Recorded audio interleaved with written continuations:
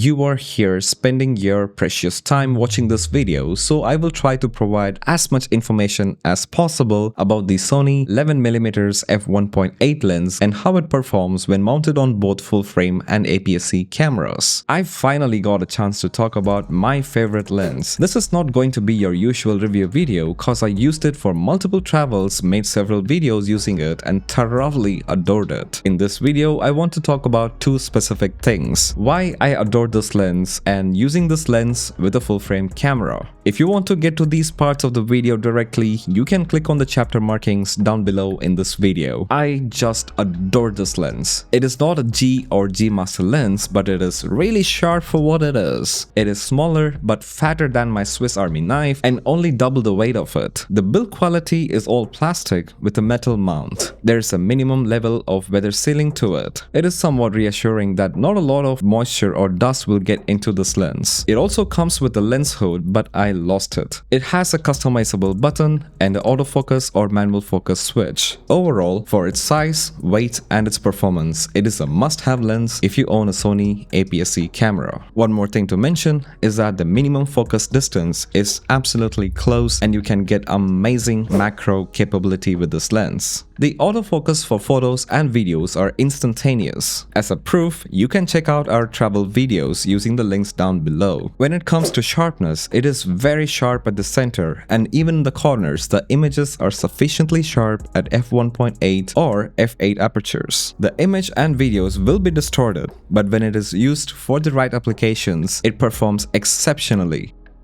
Here is the part where I want to talk about how wide is too wide. This is the setup that I'm using to record my videos. For the demonstration purpose, I'm showing it like this, but if I were to be behind the camera, I would put the handle right here.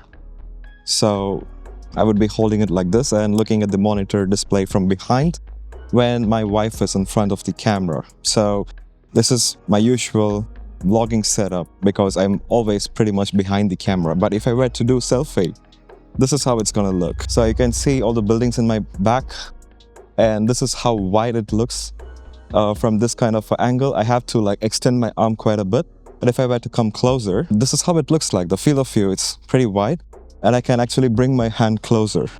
As you can see here, it's very convenient setup. Now the active image stabilization is engaged, and so this is how you can see it's working.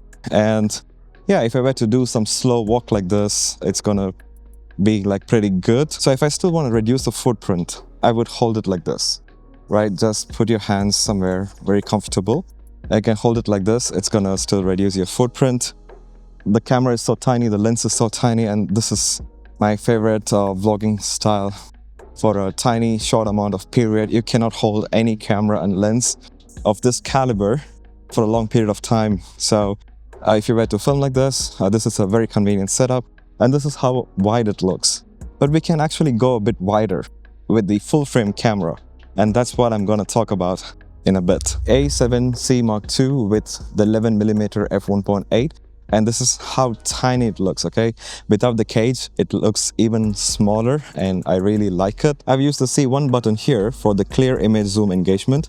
When I click this, it will show me controls to engage the clear image zoom. I want to put the clear image zoom at 1.2 and see if their corners are getting like in the frame. This is f1.8 on 11mm lens on a full frame camera, and this is how it looks. I'm filming at 4K 24 frames per second. It's not 30 frames per second or it's not 60 frames per second, but this is as wide you can get on any camera. That's what I feel. I will put up the crop factor, like how much it is cropped in, somewhere over here. The aperture is f1.8. That's the main factor that's gonna be like mesmerizing for this kind of video. This is something unique that you will never see in any cameras. You can still have the flexibility to zoom in because this is like 4K downsample from 7K sensor area.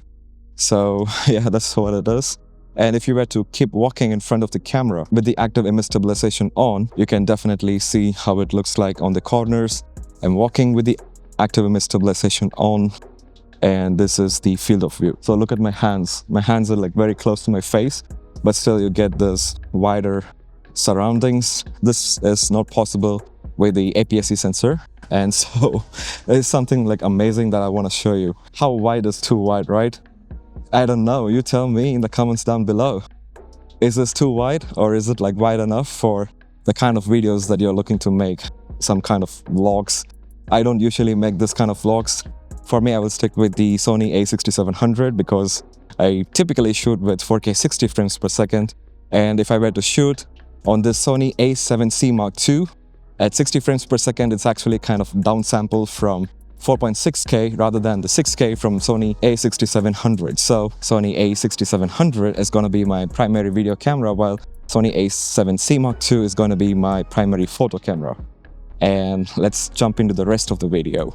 I have used this lens for the past few trips and made 5 videos on this channel. I will put all the links down in the description below so you can check them out. The only camera kit I took for those trips was the Sony A6700 and the 11mm f1.8 lens. It was adequately wide for the purpose of filming the location, or in the other words, vlogging. When it is mounted on a full-frame camera with the APS C mode off, you can see the inside of the lens. For images, it is quite obvious, but for videos, Sony has some tricks up its sleeves which can be leveraged to get usable footage. In fact, this combination of Sony A7Cii II with the 11mm f1.8 could most likely be the widest, brightest and lightest system to shoot videos. Technically, 11mm with the active image stabilization crop of 1.15x on the Sony A7Cii II and a clear image zoom of 1.2x will give the focal length to a full-frame field of view equivalent of 15.18mm